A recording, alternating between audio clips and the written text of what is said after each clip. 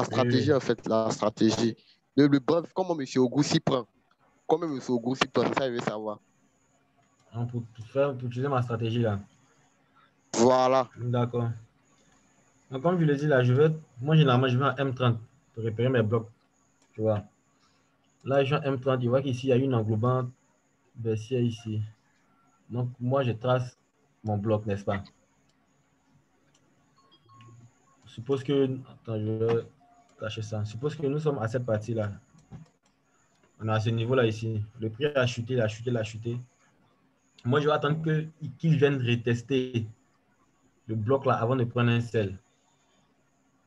Donc, une fois qu'il est arrivé sur le bloc, là, je vois qu'il est arrivé sur le bloc. Donc, je vais mettre un cercle là pour repérer la zone là. Une fois qu'il est arrivé sur le bloc, directement, moi, je passe toujours en M5 ou bien M1 minimum. Bon, M5 minimum, sinon M1. Je cherche la zone. Attends, je vais voir. Ah, je sais pas où.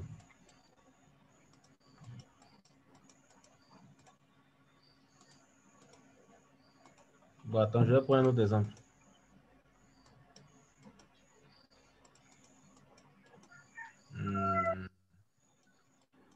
Je cherche un endroit où ça a été testé. Voilà. Est-ce que tu suis, hein? Je prends l'exemple Oui, là. je suis, je suis. Je prends l'exemple ici même, ou bien là même d'abord. Là, à ce niveau-là, je vois qu'il y a une englobante baissière ici, il y a une impulsion à la baisse. Donc, moi, j'attends que le prix vienne retester mon bloc là avant de prendre position. Donc, une fois que le prix arrive dans cette zone-là, généralement, je prends là, je repère cette petite zone-là. Je suppose que c'est là que nous devons faire notre entrée, n'est-ce pas? Voir si le prix va réagir au bloc ou même s'il va le casser. Donc là, nous sommes en M30. Donc là, je passe en M5 maintenant pour chercher à faire mon entrée. M5 ou bien M1. Je vais passer en M1 d'abord voir. Tu vois que dans cette même zone-là, où il y a eu le truc, le bloc là, en M1, il y a eu quoi? Il y a eu un M ici, n'est-ce pas? Formation de M. Donc là, ça c'est une très bonne figure de retournement. Automatiquement, moi, je prends mon sel. Après la formation du M, je prends mon sel là, par exemple. Une fois que je vois qu'il a réagi à la zone là, je prends mon sel. J'entre en position, je repasse en M30. Et puis, Et pas, je dis quelque je chose pour vise. M1. Hein. Oui, oui. Ok, vas-y. Attends, je cherche la zone là. Aïman, Aïman, C'est pas sûr. Oh, mon boss, Ouais. ouais, il t'a répondu en PV. il n'y a pas de souci. Il y a aller voir ça. Aïma, tu veux ajouter quoi? Ouais. Il dit, bon, voilà ta première entrée, n'est-ce pas?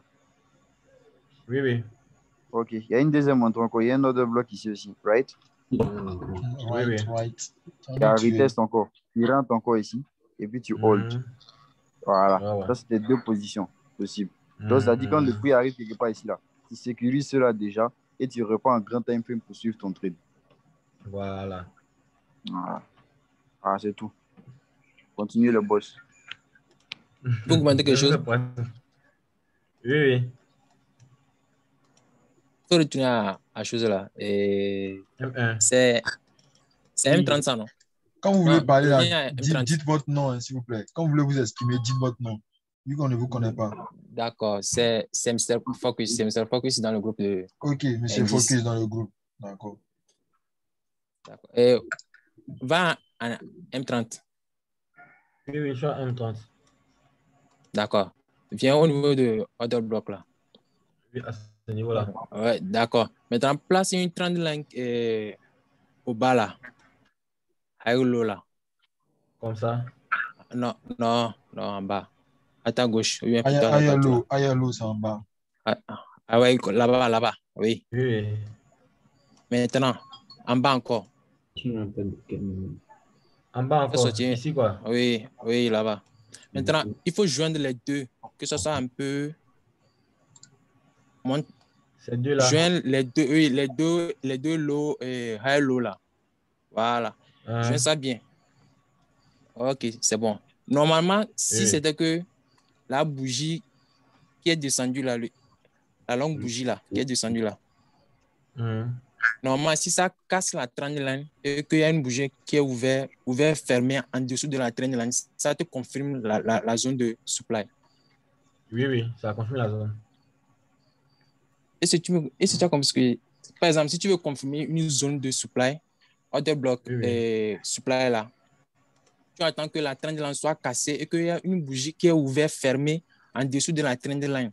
Et là, comme ça te confirme le supply qui est en haut. Et là, tu attends quand le marché va retester la zone, tu vas faire un sell en mettant 10 pips au-dessus de... Donc, ce que tu veux dire, genre, à ce niveau-là, prendre le sell ici, n'est-ce pas? Non. Et tu vois... Pardon? Attends, donc si je comprends bien, si la bougie, s'il y avait une bougie qui avait fermé en dessous de la trendline là, oui, ça te confirme. Et que le mouvement s'est poursuivi à la hausse. Et que le mouvement est poursuivi à la hausse, ça te confirme en même temps. Ça te confirme le sell. Le sell qui est en haut. Attends, j'ai pas compris. Hein. Mais chose. Attendez, j'essaie de t'expliquer. On trace les zones d'abord. On trace les zones ici. La zone rouge que j'ai mis ici, là, tu veux dire quoi? Tu veux dire lorsque le prix vient tester la zone de supply zone, donc SZ. Donc, tu as tracé la trend en fonction des higher low, higher low. Ouais. C'est ça, non? Donc, tu as tracé la trend test de supply, marge de 10 pips au-dessus. Donc, la trend lorsque le prix vient casser et que le prix clôture en dessous de la trend line, là, ça te confirme en même temps. C'est pas ça? Non. Par exemple, si le prix vient casser la trendline. Par exemple, si le prix vient casser la trendline. Le deuxième là. Vous me suivez? Oui, on a dit, je t'écoute attentivement. Ok. Si le prix vient casser la trendline et qu'il y a une bougie, une autre bougie qui est ouverte, fermée en dessous de la trendline. Ok. Donc ici, une autre bougie, le prix a cassé avec la bougie bleue, ça c'est 1. Maintenant, la bougie noire là a été ouverte et fermée en dessous. En dessous de la trendline. Donc ça te confirme en même temps. Ok, je vois. Je sais pas si vous avez compris. Moi, j'ai compris. Et puis, moi, je quitte ici. Hein. Ah ouais, j'ai compris. Alors, prochainement, on va faire un zoom là. Je vous explique un peu près. Moi, je n'ai pas trop bien compris. Tu es ouvert, tu es fermé. Il va faire un zoom là. Vrai, mais il n'a même pas compris. En fait, c'est qu'il dit là. Hein? C'est que quoi? Ici, on a vu que, bon, on répète les ILO ici, n'est-ce pas? Ne ménagez pas au goût. Hein? Faut pas te ménager. Tu as intérêt d'expliquer comment tu trades. Après, ok, explique. Voilà, après, il va faire un zoom aussi pour expliquer. Tu vois, non? Sinon, ils ne vont pas finir de poser. Non, oui, savoir comment tu trades. Ils ne vont pas finir de poser questions. Voilà. Comment M. Gour est en position? Voilà, Mr. Focus, peut-être demain, il va diriger le zoom des indices. Donc, il faut te préparer en même temps. Comme je l'ai dit là. Comment M. Gour rentre en position? Allô? J'ai repris mon autre bloc ici. Non, tu m'as oublié fatigué aussi. Donc, j'ai dit, j'ai repris mon autre bloc ici, n'est-ce pas? À ce niveau-là. Donc, j'attends que le prix vienne retester la zone avant de prendre position. Maintenant, une fois que le prix arrive sur l'autre bloc là, comme où je l'ai entouré ici avec le cercle là, moi, je passe directement à M5 ou à M1. Tu vois, quand je viens à M1, je vois que là même en M1, il y a ici une série de retournements. Il y a eu un M ici, n'est-ce pas? Et même, je laisse même en dehors du M. Premièrement, ici même là, tu vois que là, il y a eu un petit bloc encore ici à ce niveau-là. Il y a eu un petit bloc ici. Là. À partir de là, jusqu'en haut ici. Donc, une fois qu'il y a là, que le prix vient retester encore ici même pour faire une entrée directement. Même mon SL. Même mon SL légèrement au-dessus du bloc là. Mais je regarde la précédente zone. La précédente zone qui est juste proche. Même mon SL peut-être à ce niveau-là comme ça. Ici. Et puis mon TP là. Je passe mon TP maintenant à la zone la plus proche. Mon TP1 ici. Et puis plus ça descend à la zone qui suit maintenant. Là, je passe mon TP2, mon TP3 ici. Ainsi de suite. Mon TP4 là par exemple. Je ne sais pas si vous comprenez. Bien sûr. Je prends un autre exemple. Je vais chercher un autre bloc. Voilà, je viens. Donc, tu restes toujours en M31. Donc, toi, tu fais M30, M5, M1. Voilà, c'est pendant que moi, je traite. Les volatilités, là. Je pense que c'est comme ça qu'il faut les traiter, monsieur. Exactement. Je prends un exemple ici. Tu vas regarder ici, grand time frame pour être tendance seulement. C'est tout. Voilà. Et si tu les traites en petit time frame, grand time frame, tu vas te perdre. Prends la haute de bloc ici. À partir de là. Haute de bloc ici. J'attends que le prix vienne retester sur la zone là. Donc, je vais encercler encore. Là, on va voir dans la même zone là comment j'allais faire mon entrée. La petite unité de temps. Donc, on suppose que ici, le prix est arrivé sur l'eau de bloc. Automatiquement, je passe en M5 ou bien je passe toujours en M1 d'abord. Premièrement, M1. Pour voir ce qui se passe. Pour pouvoir faire mon entrée. Et là, quand je viens en M1, je vois que quoi? Ici, mon M1, si on regarde bien, il y a eu un autre bloc ici. Une englobante aussi ici. J'attends que le prix vienne retester sur la même zone. Je prends mon buy, mon SL en bas du bloc ici. Je repasse à M30. Quand je repasse en M30, je mets toujours mon premier TP au-dessus, genre au niveau de la zone la plus proche, où il y a les creux bien à les sommets. Il y a mon TP ici, à ce niveau-là comme ça. Parce que là, il y avait eu un truc A ici, à ce niveau-là. Donc mon TP1 ici, mon TP2, je cherche encore une zone peut-être plus proche encore ici, à ce niveau-là par exemple. Puis des zones, ainsi de suite, passer mes différents TP. Si vous voulez voir ce niveau-là aussi, là par exemple, supposant ce niveau-là, comme TP3. Donc, à chaque fois, c'est comme ça. Chaque fois que je trouve un bloc là, je fais ce qu'on a besoin, ce que moi j'appelle raffiner le bloc au fait. Je passe dans une petite unité de temps. Je cherche un autre bloc qui fait genre de la même chose avant d'entrer en position. Je cherche un autre exemple où ça a bien réagi. Je vais vous montrer encore. Voilà, je prends l'exemple ici. Là, on dirait que j'avais déjà tracé. Je prends un exemple ici. Là, nous sommes toujours en M30. J'ai repéré mon autre bloc ici, à ce niveau-là. Je trace mon autre bloc. Et qu'est-ce que je fais? J'attends que le prix vienne retester dans la zone. Mais là, il a juste réagi au-dessus même. Qui vient retester dans la zone ici. Je trace mon cercle afin de pouvoir chercher une entrée.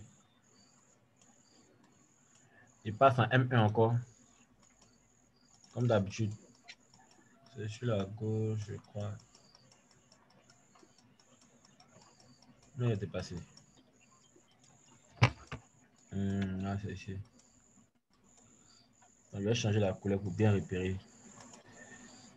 Mais c'est en rouge, par exemple. Donc, comme je dis, je viens à M1 pour chercher une entrée, comme d'habitude. Donc là, en M1 ici, là, on voit que ici, il y a une englobante haussière à ce niveau-là ici. Donc, je vais enlever le cercle, là, on va bien voir. Il y a une englobante haussière à ce niveau-là ici, un autre bloc en M1. C'est ce que moi j'appelle raffiner le bloc au fait. Je trouve un autre bloc ici en M1. Une fois que le prix vient retester dessus, je prends mon buy.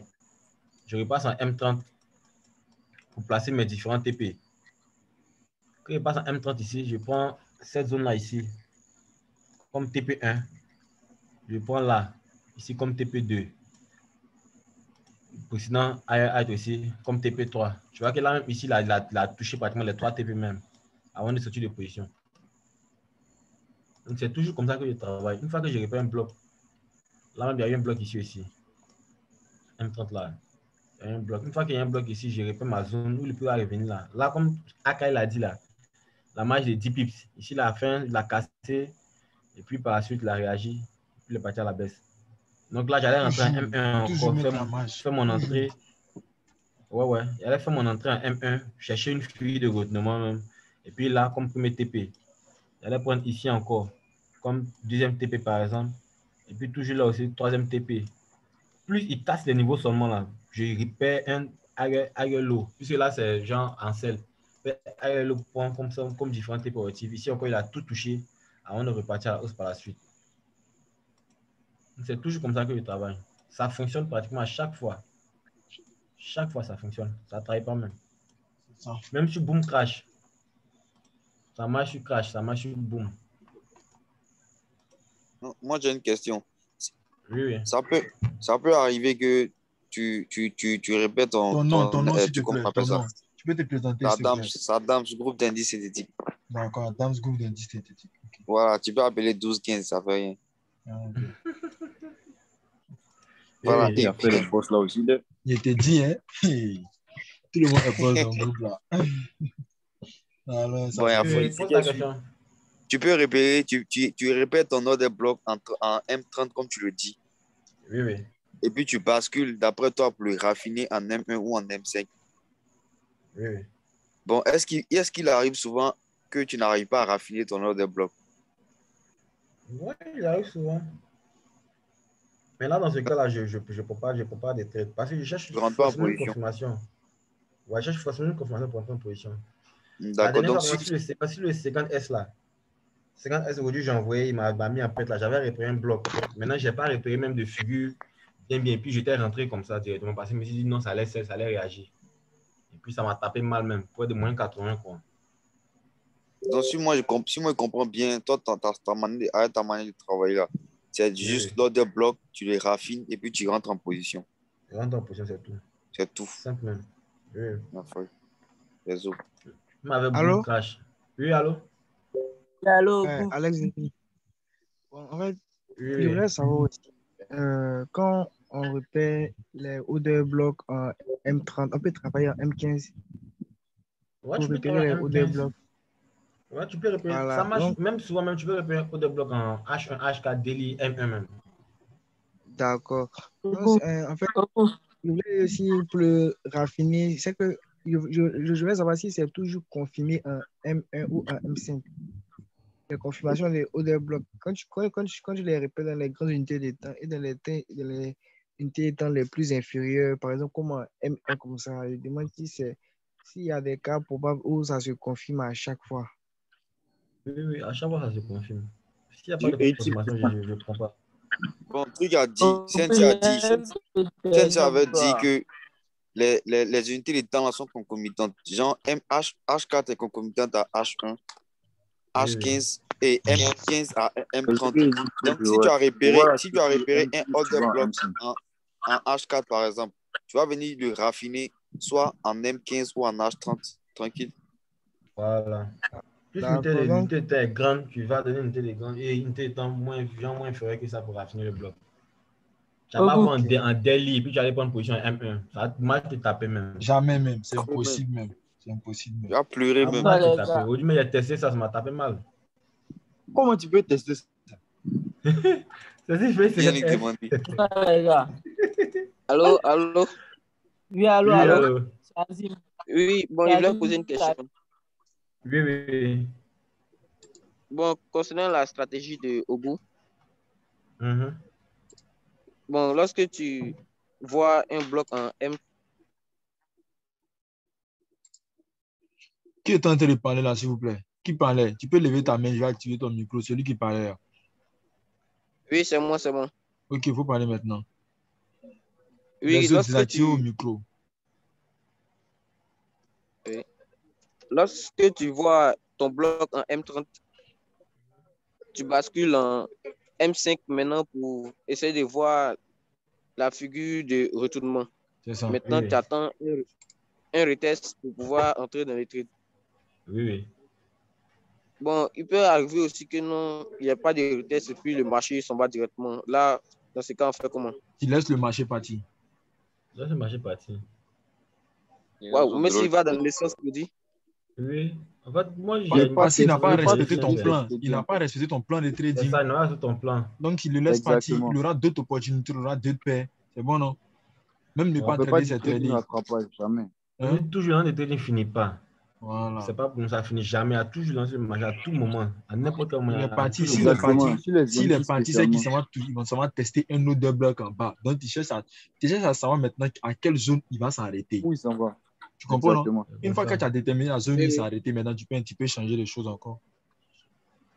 Pourquoi généralement, j'ai dit de ne jamais entrer dans un trade en cours où tu n'as pas pris au début. Jamais. Donc, quand il trouve ça dans le oui, il sait que ça rentre, il ne prend jamais. Il laisse. Et si tu as pris ça mal, tu tapes. Ogu, oui. Tu as parlé de ta stratégie, mais tu as pris des exemples uniquement avec des ordres de blocs raffinés avec des figures de retournement. Parce qu'ici, il y a des gens qui n'ont pas fait la différence. faut pas forcément attendre une figure de retournement. Souvent, tu peux avoir 3 ou 4 bougies de consolidation en M1 qui ne vont rien former de tout. Oui, oui. Et puis, tu vas avoir un pin bar, un pin bar en M5 qui va te Qui confirmer. s'exprime là? Qui s'exprime? C'est 12, toujours le 12-15. Ok, d'accord. Voilà. Numéro bizarre. Donc, c'est ce qu'ils ont dit là. Il y a des gens ici qui ne vont pas trop comprendre. Ils vont penser que forcément, il faut attendre un M ou en M1 ou en M5. Pas forcément un M. Non, Parce que le pas marché forcément. peut faire des bougies de consolidation en M1 et puis faire un pin bar, un long pin bar même en ça, c'est M5. vrai. Puis tu rentres en position. Ouais, c'est vrai.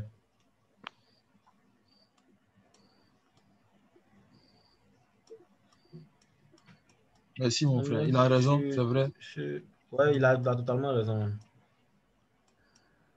Même avec Boom et Crash, là, il y a un qui disait que non, ceux qui traitaient Boom et Crash, c'est un indicateur. Genre, c'était une société, un truc comme ça. Il y a un gars qui s'est dans le groupe la dernière fois même. Même avec les autres blocs, ça marche toujours. Mais jusque-là, là, c'est les seules limites qu'on place. Sur Crash, sur Boom, c'est pas limite. Ça, par exemple, là, sur truc Crash 1000. Ici, par exemple, on en a haut de bloc ici à ce niveau-là. On a haut de bloc là. Donc, automatiquement, dès que le prix va arriver vers l'autre bloc là, bon, il y a d'autres qui peuvent sell directement, genre manuellement. Mais moi, généralement, je place toujours. Je place 3 autres. Je place un sell limite là. Parce que généralement, c'est comme que ça fonctionne. Il fait soit il préteste là directement, il chute, ou bien soit il vient vers le milieu, ou bien légèrement à la fin, il casse légèrement à la fin. À ce niveau-là, comme ça. Donc, si c'est sur le boom et crash là, généralement, moi, je place mon sell limite là. Je vais placer un sell limite ici même, une seule position, ou bien placer 3 positions. Comme ça, dès qu'il vient, il casse un peu, qu'il réagit, ça me fait une bonne entrée sniper en même temps. Et puis, je suis dans le mouvement, il laisse couler. Donc, ici, là, si on avait passé notre sell limite là, on allait voir qu'ici, les revenus là, on nous a mis légèrement en fait. Et puis, il a fait spike. Comme d'habitude, j'ai dit là, le premier TP qu'on vise toujours. Il a atteint le premier TP. Il y a un précédent creux ici aussi. Il a atteint le deuxième TP ici à ce niveau-là. Là également, il y a un autre bloc ici aussi. Si on trace bien, là, on voit qu'ici, comme il a dit, il a cassé. Voilà pourquoi moi, je mets mon SL généralement au-dessus peut-être du précédent niveau. S'il est plus haut que l'autre, là, je le mets toujours au-dessus. Légèrement là. Donc ici, il est venu là, mais il a fini par réagir. Et puis, il a atteint notre TP ici. Parce qu'on allait prendre ce creux-là comme premier TP ici. À Calou, tu as mis là, il y a un autre bloc là aussi même. Ouais. C'est là je voulais te tirer ton. C'est que tu as payé, il est trop grand. Donc, tu peux prendre ici, là, Oui, parce qu'il a bien été englobé même. À chaque fois, c'est toujours le même setup. Pour ceux qui ont déjà été de mon canal, là, c'est toujours mes setups sont toujours comme ça. Ils préparent mon nom de bloc. Ils mettent toujours une flèche. Si j'ai repris là, par exemple, ici, là, ils mettent toujours une flèche comme ça. J'ai pour dire qu'il va venir taper dessus. Et puis, il va repartir en selle.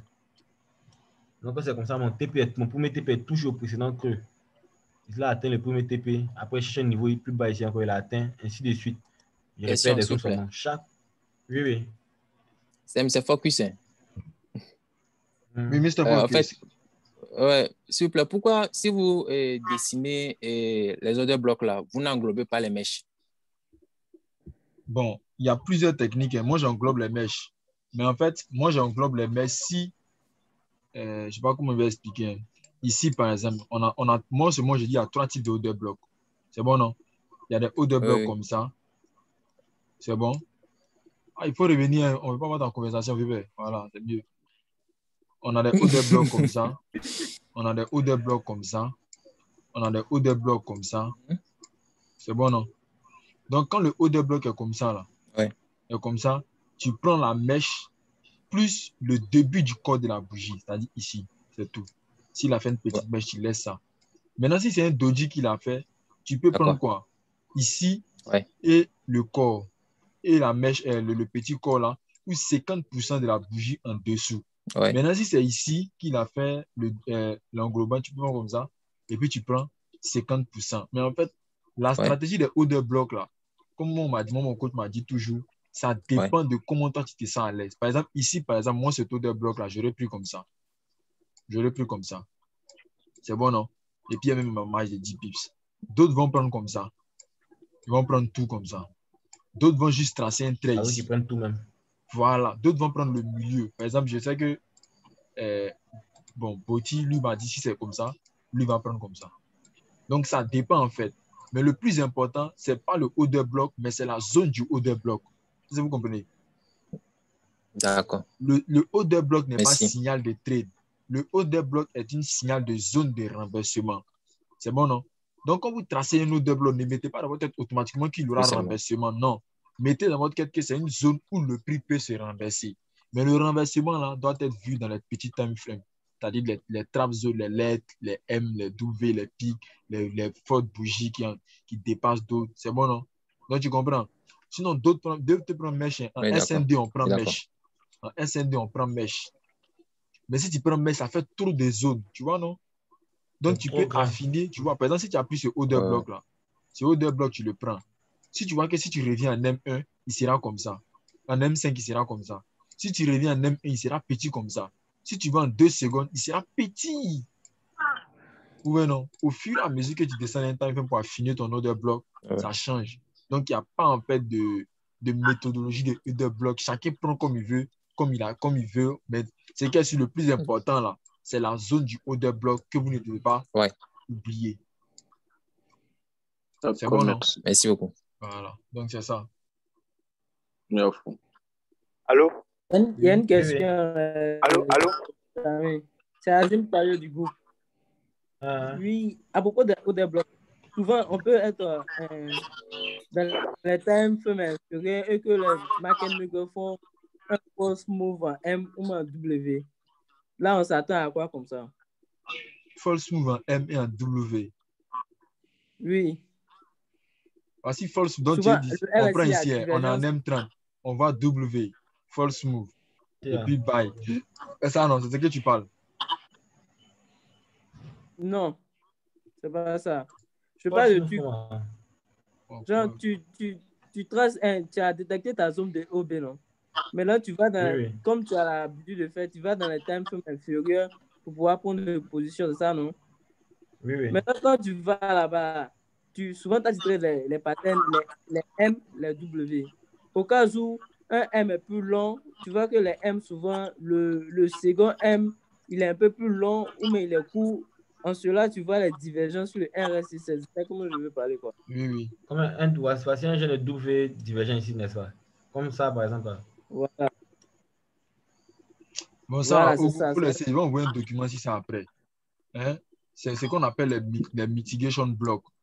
Je vais envoyer un PDF comme ça, vous avez expliqué les différents types de M et de W. Il y a des M comme ça. Les M penchés. Il y a des M comme ça. Il y a des W comme ça. Il y a des W comme ça. J'ai envoyé une image. Ça varie en fait. Il n'y a pas de configuration. Mais c'est que si toi, tes yeux doivent voir W. D'accord, merci. Ok. Allô? Oui. Voilà, moi j'aimerais savoir, quand tu prends tes positions dans le time frame inférieur, comme M1 par exemple, tu suivais ta position en M30, c'est bien ça? Oui.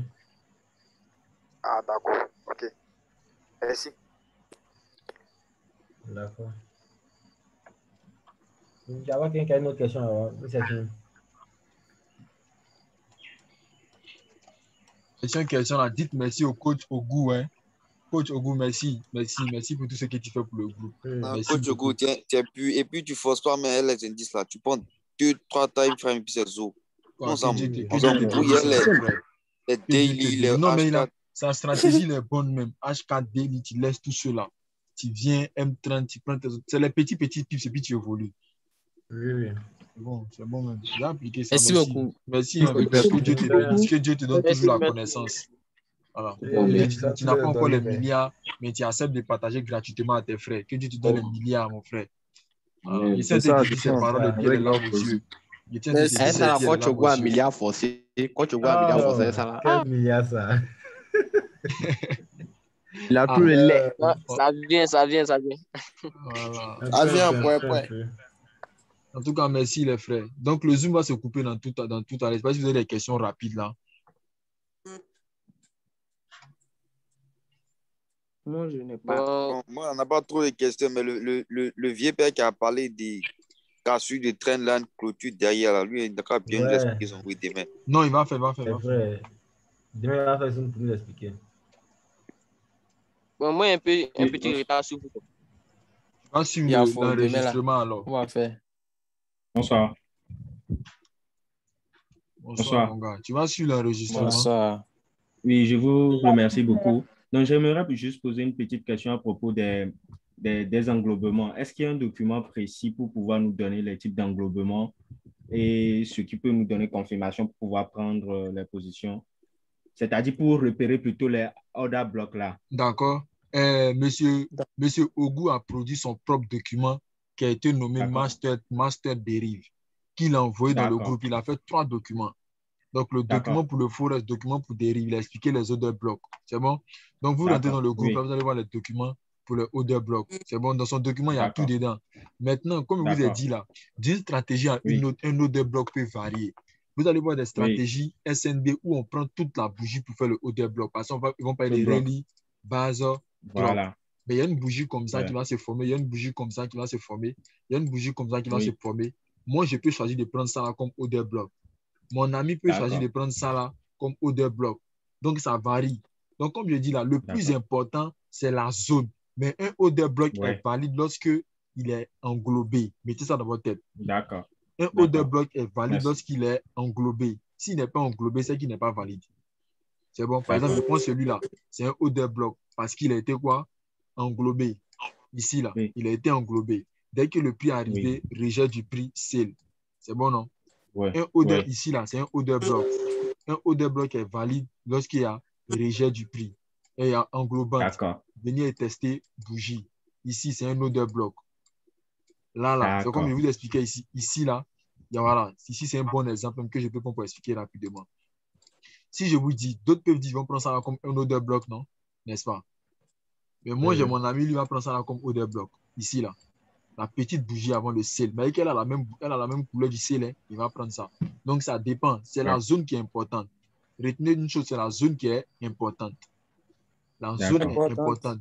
Maintenant, si une bougie OB est valide lorsqu'elle est englobée, si elle n'est pas englobée comme Ogu l'a dit là, ce n'est pas order block, c'est order black. D'accord. D'accord. Order black. Je peux avoir une question? J'ai un petit PDF. Une question. Je vais partager ça avec vous. Voilà, tu envoies ton PDF là. Un master. S'il te plaît, je peux poser une question? Oui, allons-y. Oui. Order block est différent de supply and demand? Ou bien c'est juste c'est pas différent. C'est pas différent. C'est même pas différent. Même chose. C'est même pas différent. C'est même pas différent. Ça dépend des stratégies, sinon c'est tout est pareil. Sinon, moi, j'ai suivi la formation SND d'un market maker. On parle des rallyes et les order blocks, ce sont les bases, n'est-ce pas? Ce sont les bases qui donnent naissance quoi? Au DZ ou au quoi? Au SZ. C'est ça, non? Voilà. C'est ce qu'ils appellent base là. ICT, SMC, appelle ça OB. C'est bon? D'accord. Order block, Bearish order block, bullish order block. Sinon, c'est pareil. Ou bien HLZ ou bien quoi là. Ils vont appeler ça aussi supply zone, demand zone. C'est pareil. Ce sont les noms qui diffèrent. C'est comme aujourd'hui, ce que moi j'ai appelé les 3 profils du marché là. Vous allez voir, vu qu'on va donner ces noms, il va appeler phase 1, phase 2, phase 3. Oui, mais ça varie. Oui, palier 1, palier 2, palier 3. Voilà. On peut dire ça. Voilà. C'est que mon sœur m'appelle level 1, level 2, level 3. D'autres vont appeler higher high, higher low, higher high, higher low, higher high. Ou bien ils vont dire impulsion 1, retracement 1, impulsion 2, retracement 2, impulsion 3, retracement 3. J'ai une question là. Oui, allez-y vite, le zoom seconde, 13 secondes. Je dis, s'il vous plaît, et concernant ce que vous avez fait à propos de Forex, là, soit disant que le marché. Non, on a envoyé la vidéo. Tu as posé la question dans le groupe. Ici, là, c'est indice. Il faut pas mélanger notre truc. Oh, pardon, voilà. Je ne savais pas. Sinon, mon robot va te chasser. Le zoom est terminé. Donc, bonne soirée à vous, les gars. OK.